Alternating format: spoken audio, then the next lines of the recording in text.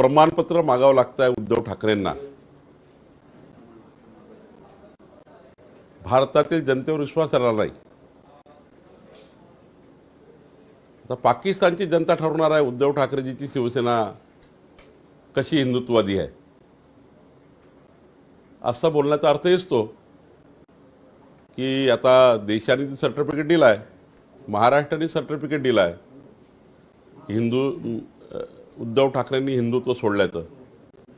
उद्धव ठाकरेंनी हिंदुत्व कसं सोडलं याचं प्रमाणपत्र महाराष्ट्राने दिलं आणि म्हणून महाराष्ट्रातले इतके लोक त्यांना सोडून गेले आणि रोज सोडत आहेत. कालही पुण्यामध्ये लोकांनी सोडलं त्यांना. आणि देशाने बघितलं जेव्हा एकनाथ शिंदे उद्धवजीला सोडून गेले तर संपूर्ण जगामध्ये बातमी सुरू होती. आता उद्धवजी असे म्हणतात आहे की पाकिस्तानचे लोक आता उद्धवजीचे हिंदुत्व ठरवणार. बाळासाहेब स्वर्गीय हिंदू उर्ध्व सम्राट बाळासाहेब ठाकरेजींचा किती अपमान करतील ते हे मला कळत नाही आहे. ते असे काय बोलतात आहे त्यांचं त्यांनाही कळत नाही आहे. अत्यंत संभ्रमावस्थेत ते बोलतात. दुसरं, काल मोदीजीबद्दल त्यांनी एकेरी उल्लेख केला. खरं तर त्यांनी थोडा अभ्यास केला पाहिजे. 150च्या वर देशांनी 78% पसंती ज्या नेतृत्वाला दिली असे मोदीजी आणि मोदीजींचा एकेरी उल्लेख करतात. मोदीजींचं वादळ जेव्हा महाराष्ट्रात येईल ना तेव्हा उद्धव ठाकरे हे उडून जातील. इतकं मोठं वादळ येणार आहे मोदीजींचं. आणि ते मोदीजीच्या वादळाला घाबरतात म्हणून मोदीजी करत करत आपला टाइमपास करतात आहे. त्यांची उंची काय आहे, मोदीजींची उंची काय, आपली उंची काय, काही कधी विचार कराल का? तुमच्याजवळ 2 लोक राहायला तयार नाही. मोदीजी संपूर्ण जगाला ते मान्यता मिळतात. जगामध्ये भारताला सर्वोत्तम देश करण्याचा निर्णय आणि संकल्प ते करतात, मोदीजी करतात. आणि तुम्ही ते त्यांची खिल्ली उडवता. ज्याच्या भरोश्यावर तुम्ही 2014मध्ये 2019मध्ये तुमचे खासदार तुमचे आमदार निवडून आणले आणि तुमच्या आजूबाजूला जे बसले आता राहिलेले ते सुद्धा मोदीच्या कृपेनं आले. आणि त्यांची खिल्ली उडवणे, त्यांच्याबद्दल एकेरी बोलणे हा स्पष्ट बेईमानीपणा आहे. ही बेईमानी आहे. आणि 2024मध्ये मोदींचं वादळ येऊ द्या. ती मशाल कशी विझणार नाही तर बघू आपण. पक्की मशाल तर विझेलच. किती मशाल लावा त्या विझणारच आहे मोदींच्या वादळामध्ये. त्यामुळे मोदीजींची बरोबरी करू नका. कुठं सूर्य कुठं तुम्ही.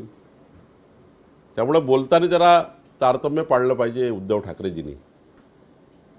मागे मी सांगितलं होतं की सार्वजनिक स्वरूपाने व्यक्तिगत टीका करू नये सार्वजनिक याच्यामध्ये, आणि व्यक्तिगत टीका टिप्पणी करून नेतृत्वाचा अपमान करू नये.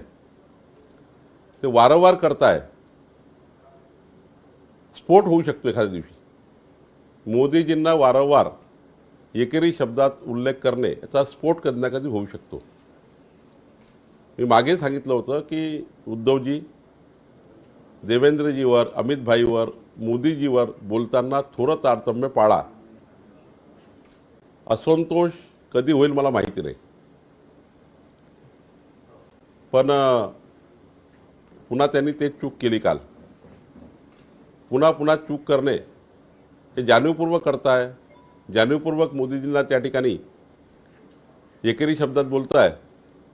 शेवटी कधी ना कधी हा निर्णय होईलच, असंतोष भडकेलच. तुम्ही म्हणता स्फोट होऊ शकता, म्हणजे नेमकं तुम्हाला काय सूचित करायचं? किती दिवस एकेरी बोलण्याचा पक्षाच्या कार्यकर्त्यांनी संयम पाळायचा? किती दिवस? म्हणजे यांना खुली छूट दिली आहे का एकेरी बोलण्याची? या महाराष्ट्राची ही संस्कृती आहे का? हे संस्कार आहेत का? लोकाला संस्कार शिकवतात. धृतराष्ट्रासारखे तुम्ही आंधळे झाले होते, सत्तेचं व्यसन लागलं होतं तुम्ही आणि तुमचा मुलगा. बाकी तुम्ही कोणालाच काही ठेवलं नाही आणि म्हणून लोक तुमच्यापासून दूर गेले. आता आमचा का दोष आहे? तुम्ही तुमच्या लोकांना सांभाळू शकले नाही, आमचा का दोष आहे पक्षाचा? आमचा तर उलट तुमच्यावर उपकार आहेत की तुम्हाला 14मध्ये आम्ही सरकारमध्ये आमच्यासोबत तुम्ही आले, वेगळे लढूनही तुम्हाला सारखं मंत्रिपद मिळाले. देवेंद्रजींनी तुम्हाला भावासारखं प्रेम केलं. 5 वर्ष मातोश्री म्हणून जे सांगितलं ते सारं केलं देवेंद्रजींनी. भारतीय जनता पार्टीचं एखादं काम कमी झालं पण उद्धव ठाकरेजींनी सांगितलेलं प्रत्येक काम देवेंद्रजींनी केलं. त्यांनी जाहीरपणे सांगावं की देवेंद्रजींनी भावासारखं त्यांना प्रेम केलं नाही का 5 वर्ष? त्यांना कुठं मागे ठेवलं का? त्यांची कुठली गोष्ट देवेंद्रजींनी पूर्ण केली नाही.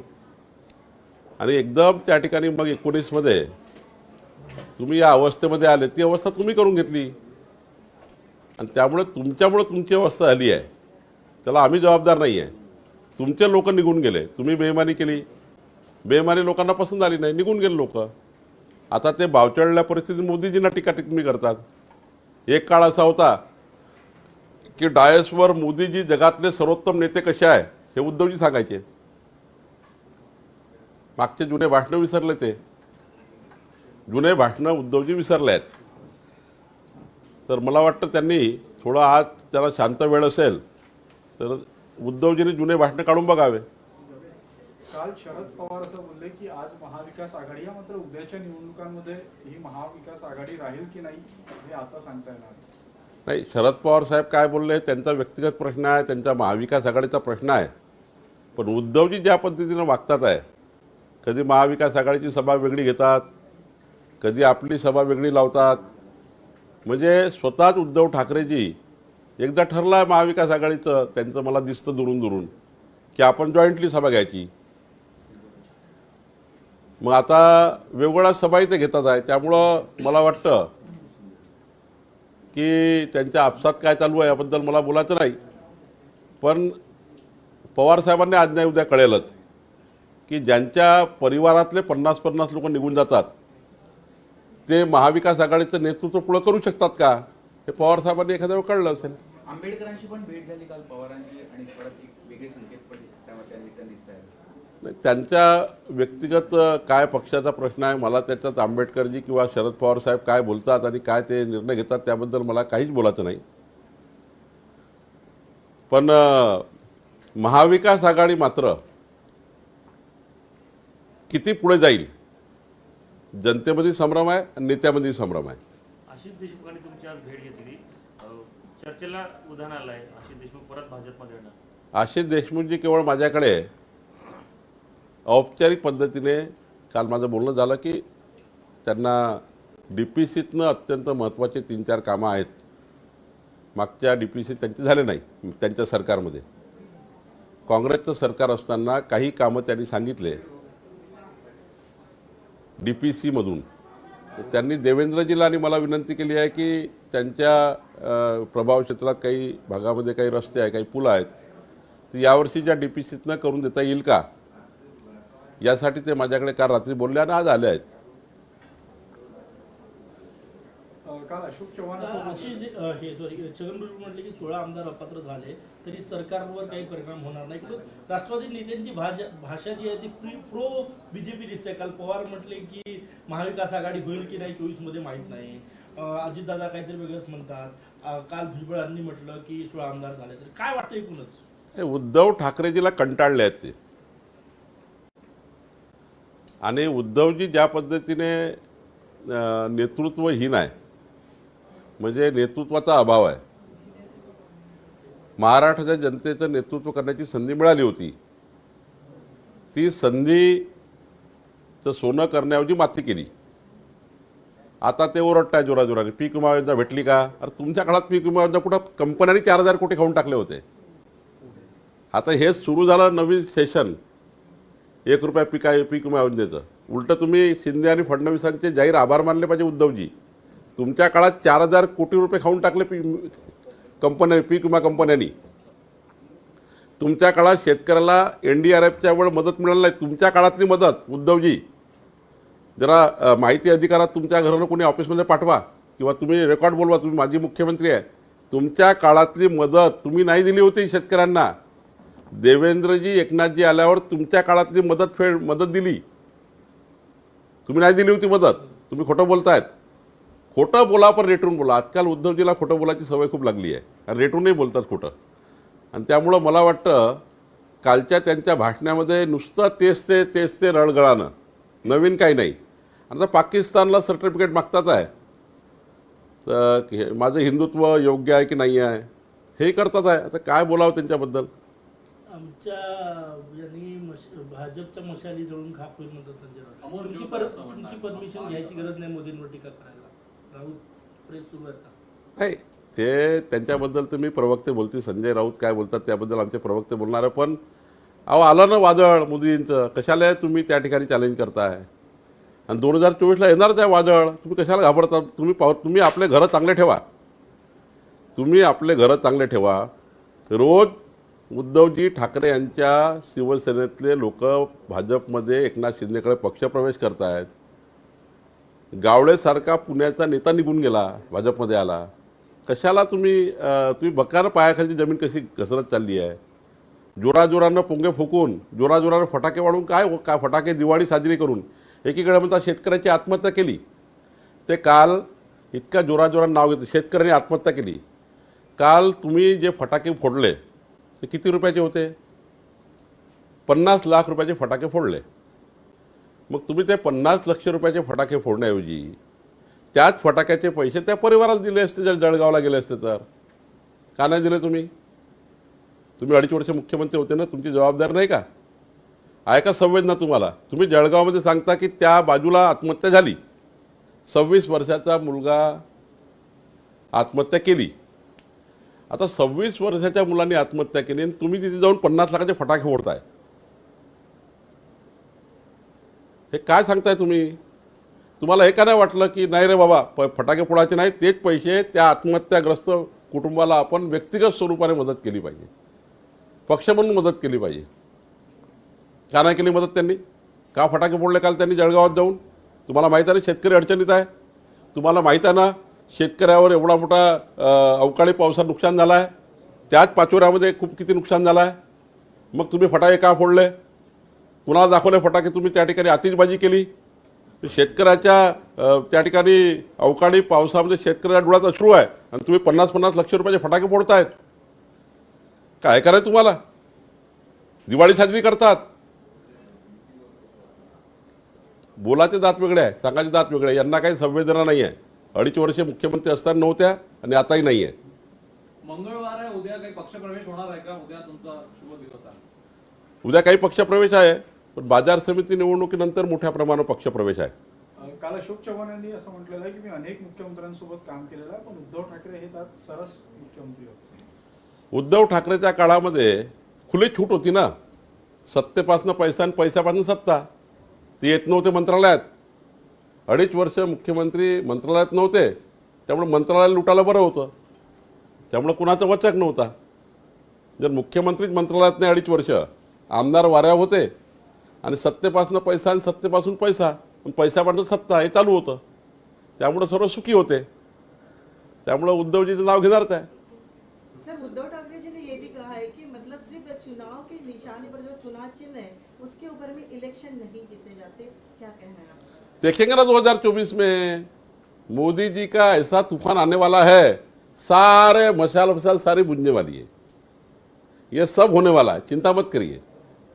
और जिस प्रकार से वो आक्रोश कर रहे हैं ना रास्ते पे जाके, वो ढोंग कर रहे, नाटक कर रहे और पाकिस्तान को सर्टिफिकेट मांग रहे. पाकिस्तान को कि हमारा हिंदुत्व कैसा है. पाकिस्तान सर्टिफाइड करेगा. अभी पाकिस्तान सर्टिफाइड करने वाला है उनका हिंदुत्व. ये बोल रहे हो. अब देखेंगे पाकिस्तान के बाद जाना पड़ रहा है उनको. संजय राऊत यांची पत्रकार परिषद आता सुरू आहे नियमितपणे. त्यांनी असा आरोप केला आहे की दिल्लीतून मुख्यमंत्री बदलण्याने हालचाली सुरू झालेले. भाजपचा मतलब जो आहे तो स्वार्थ जो आहे तो पूर्ण झालेला आहे आणि त्यामुळे सवयीप्रमाणे ते माणसं बदलतील. त्यांना ज्या सवयी लागल्या ना उद्धव ठाकरेजींनी त्या उद्धव ठाकरेच्या लोकांना, संजय राऊतांना वगैरे, त्या सवयीप्रमाणे ते बोलतात आहे. आमच्याकडे आम्ही कधी आमच्या जीवनामध्ये बेईमानी नाही आहे, आमच्या रक्तात बेईमान नाही आहे. बेईमानी त्यांच्या रक्तामध्ये आहे. आम्ही कधीही कुणाला धोका देत नाही. आम्ही कधी कुणाला धोका देण्याचा प्रश्न येत नाही. भारतीय जनता पार्टी कधीही आपल्या आयुष्यामध्ये कधीही कुणाला धोका देत नाही. ज्यांचं ज्यांचं जसं असं नेतृत्वात त्यांना तशी संधी मिळतं ते धोका देतात. त्यांनी धोका देण्याची सुरुवात केली. पाठीत खंजीर खुपसण्याच्या त्यांचं ब्लड आहे, आमचं ब्लड नाही आहे. आणि त्यामुळं एकनाथजी शिंदे आमचे मुख्यमंत्री आहे, देवेंद्रजी उपमुख्यमंत्री आहे, दोघे उत्तम काम करत आहे. महाविकास आघाडी करणंच वावड्या उडतात आहे. अजित पवार साहेबांना तेच बदनाम करतात आहे. शरद पवार साहेबांना बोलावं लागतं आहे की आमची महाविकास आघाडी टिकेल की नाही टिकेल. कशामुळं? हे महाविकास आघाडीमध्येच त्या ठिकाणी मोठ्या प्रमाणावर धुसफूस सुरू आहे. आणि त्यावर शरद पवार साहेबसुद्धा मला वाटते कंटाळले असतील या भूमिकेला. कारण काहीच तारतम्य नाही आहे. सकाळी रोज उठून कोणतरी बोलतं आणि दिवसभर त्या ठिकाणी त्याचे उत्तर वेगळ्या पद्धतीने द्यावे लागतात. खरं तर या ठिकाणी संजय राऊत साहेबांनी ज्या पद्धतीने वाटोळं केलं आहे ते आता महाविकास आघाडीचे वाटोळं करतील. पहिले भाजप सेना युतीचं वाटोळं केलं, त्यांच्यामुळे 50-60 लोक निघून गेले. आता महाविकास आघाडीचंही वाटोळं होईल आज नाही उद्या. सर, संजय राउत ने ये भी वक्तव्य किया है कि डेट वारंट बहुत जल्दी ही भाजपा को मिलने वाला है, और ये क्या डेट वारंट का उन्होंने क्या आपको मतलब चालन किया कि मतलब चैलेंज किया कि क्या है? जो खुद चुन के नहीं आ सकते कोई मतदार संघ में जनता से, उनको नहीं सजती है भाषा डेथ वारंट वगैरह. कभी एखादी लोकसभा लड़के दिखाए, कभी एखादी विधानसभा लड़के दिखाए, बाद में डेथ वारंट की बात करे किसी के. हमारी डेथ वारंट वगैरह कभी निकलता नहीं. हम वो सत्ता के लालची नहीं है. सत्ता हमारा कोई साध्य नहीं है, सत्ता हमारा साधन है. हमारे जीवन का ही ये विचारधारा है कि सत्ता ये हमारा साधन है, जब समाज के आखिरी के आदमी को हेल्प करने का. साध्य नहीं है. उद्धव ठाकरे जी उनके परिवार का साध्य था सत्ता. सत्ता ये साध्य था उनका, और वो साध्य हमारे घर में आना चाहिए. हम लोग, हमारे पास मुख्यमंत्री होना चाहिए, हमारा बेटा मंत्री होना चाहिए, ये उनका साध्य था. वो उनका साध्य पूरा हुआ. अब वो घूम रहे दोबारा मुख्यमंत्री बनने के लिए, लेकिन 50-50 लाख के फटाके फोड़ रहे और वही बोल रहे आत्महत्या हो रही है. उनको समझता रही है. 6 दिन से बारिश चालू है, 6 दिन से किसानों के आँख में आंसू है, और वो बड़े फटाके 50 लाख के फटाके फोड़े उन्होंने. कल दिवाली मनाई, कल पाचोरा में जाके एक तो 50 लाख के फटाके फोड़े और सबके ऊपर टोमनेबाजी की. दूसरा किया क्या है उन्होंने? गृहमंत्री येणार आहे 27 तारखेला अमित शहा. काय प्रोग्राम आहे, कोण कोण व्हीआयपी एनसीएच्या कार्यक्रमामध्ये असणार उपस्थित? मला वाटतं की कार्यक्रमाचं डिटेल NCI सांगेल, पण 10 वाजता मला वाटतं NCIचा कार्यक्रम आहे नॅशनल कॅन्सर हॉस्पिटलचा. त्याकरता अमितभाई जी येत आहे असा प्रोग्राम आला आहे. तर एक उत्कृष्ट हॉस्पिटल, कॅन्सर हॉस्पिटल नागपूरमध्ये मध्य भारतामध्ये तयार झाला आहे. आणि आज त्या कॅन्सर हॉस्पिटलमधनं ज्या पद्धतीने जनतेला मोठ्या प्रमाणावर कमी खर्चामध्ये आरोग्य उपचार सुरू आहे, हे आमच्याकरता अभिमानाची बाब आहे. प्राईम मिनिस्टर येणार होते, ते केव्हा येणार आहे? पुढे ढकलण्यात आलं मोदींचा दौरा. मोदींचा दौरा आता केव्हा होणार आहे? आता ते मोदीजींचा दौरा केव्हा होणार आहे मी काय आज सांगणार नाही, पण मला वाटतं की जेव्हा केव्हा वेळ असेल तेव्हा देतील वेळ. साहब हिंदी में जानना चाहेंगे, कल उद्धव जी की सभा हुई पाचोरा में, उसमें पाकिस्तान के बारे में उन्होंने बात की और वहाँ पे बहुत बड़ी आतिशबाजी हुई, उसके बारे में हिंदी में जानना. देखिए कि उद्धव जी ने कल कहा कि पाकिस्तान अब शिवसेना, उद्धव जी की शिवसेना कैसी हिंदुत्ववादी है ये सर्टिफिकेट देगा. अब मुझे ये समझता है इंडिया के और महाराष्ट्र के लोगों ने सर्टिफिकेट तो दे दिया कि उन्होंने हिंदुत्व छोड़ दिया है. ये सर्टिफिकेट दे दिया उनको. उनके विधायकों ने सर्टिफिकेट दे दिया. उनके लोग रोज शिवसेना उद्धव ठाकरे को छोड़ के जा रहे हैं कि ये हिंदुत्ववादी, जो हिंदू उदय सम्राट बाला साहेब ठाकरे जी का हिंदुत्व था वो छोड़ा है उद्धव जी ने. इसलिए रोज उनके कार्यकर्ता भाजपा में आ रहे, शिवसेना में जा रहे, एकनाथ शिंदे के पास जा रहे.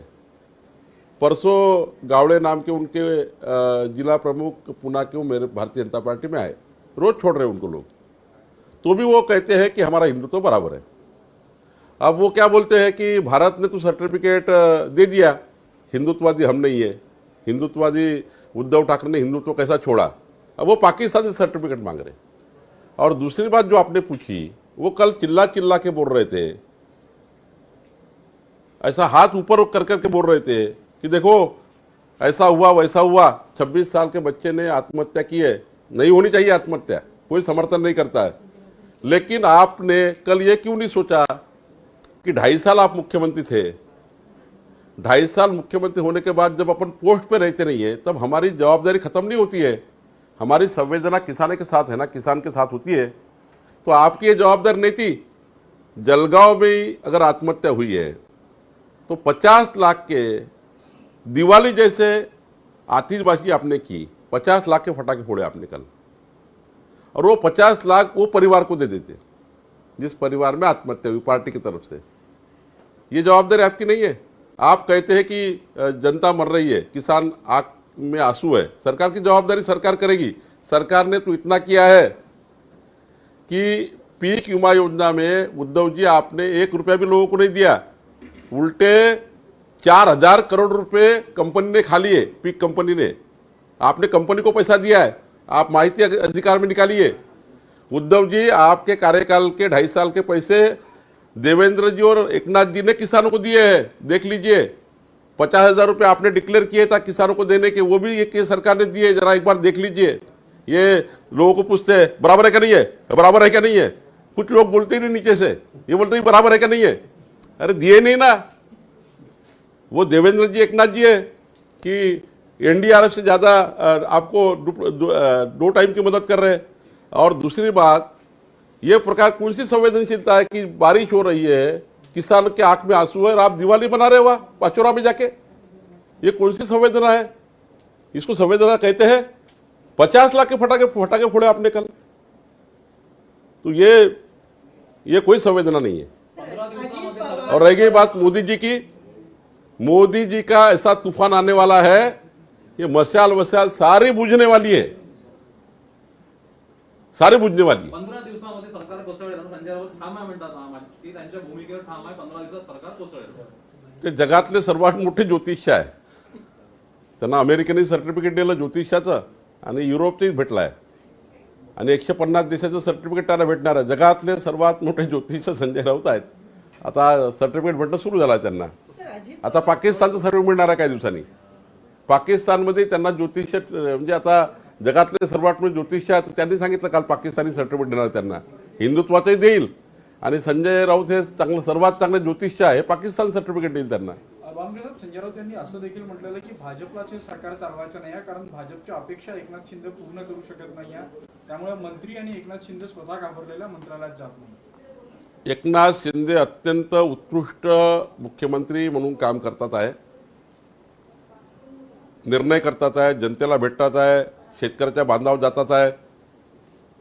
देवेंद्रजी एकनाथजीचा समन्वय आहे।